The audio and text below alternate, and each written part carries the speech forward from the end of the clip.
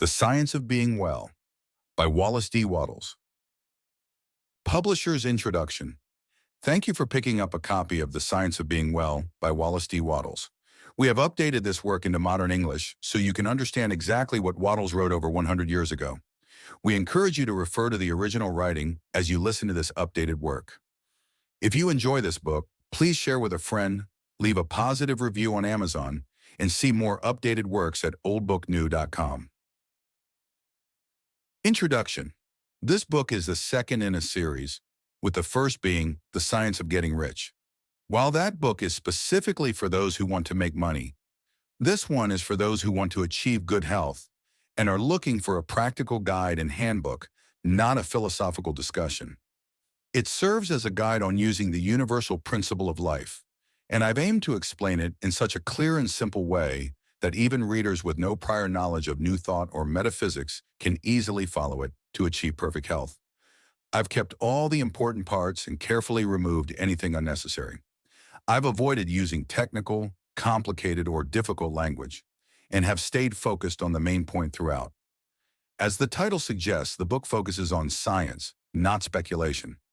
The monistic theory of the universe, the idea that matter, mind, consciousness, and life are all expressions of one substance, is now widely accepted by most thinkers. If you accept this theory, you cannot deny the logical conclusions presented here. Best of all, the methods of thought and action recommended have been tested by the author personally and with hundreds of others over 12 years of practice, consistently and successfully. I can confidently say that the science of being well works, and wherever its principles are followed, it is as reliable as the science of geometry. If your body's tissues have not been so damaged that continued life is impossible, you can recover. And if you think and act in a certain way, you will recover. If you want to fully understand the monistic theory of the universe, it's recommended that you read works by Hegel and Emerson. You should also check out The Eternal News, a pamphlet by J.J. Brown, located at 300 Cathcart Road, Govan Hill, Glasgow, Scotland. You might also find some insights in a series of articles I wrote, which were published in the Nautilus, Holyoke, Massachusetts, in 1909 under the title, What is Truth? For those who want more detailed information about the voluntary functions, eating, drinking, breathing, and sleeping, you can read New Science of Living and Healing, Letters to a Woman's Husband, and The Constructive Use of Foods, booklets by W.D. Wattles, available from the publishers of this book. I also recommend the writings of Horace Fletcher and Edward Hooker Dewey.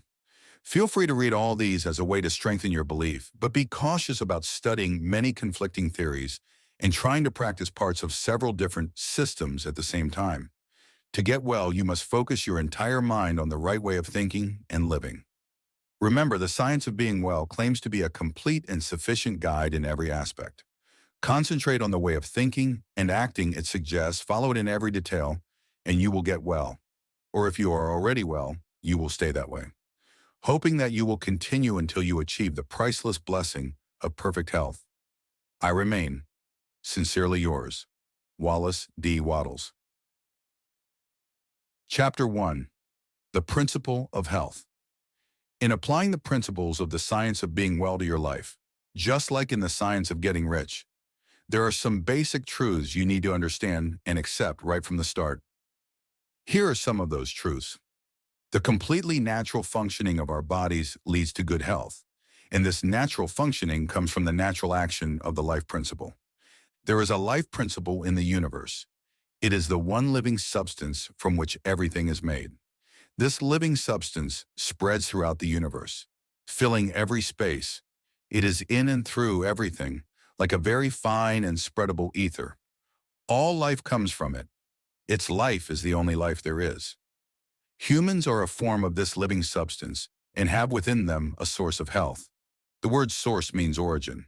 When the source of health in a person is fully active, it ensures that all the voluntary functions of their life are performed perfectly. It is the principle of health in a person that truly facilitates all healing, regardless of the system or remedy used. And this principle of health is activated by thinking in a specific way. I will now prove this last statement. We all know that cures are achieved through different and often opposite methods used in various branches of medicine. The allopath, who gives a strong dose of a counterpoison, cures their patient, and the homeopath, who gives a tiny dose of the poison most similar to that of the disease, also cures it. If allopathy ever cured a specific disease, it is certain that homeopathy never cured that disease. And if homeopathy ever cured an ailment, allopathy could not possibly cure that ailment.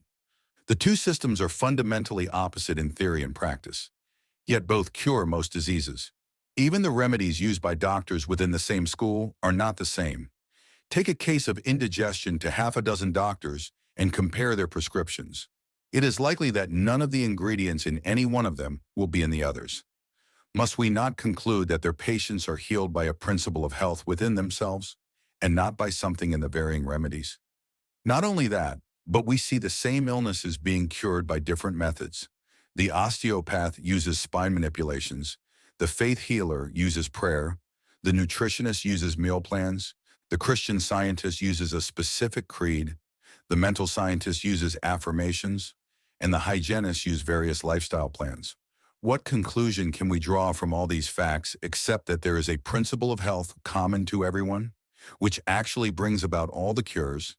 It seems that each of these systems, when conditions are right, activates this principle of health.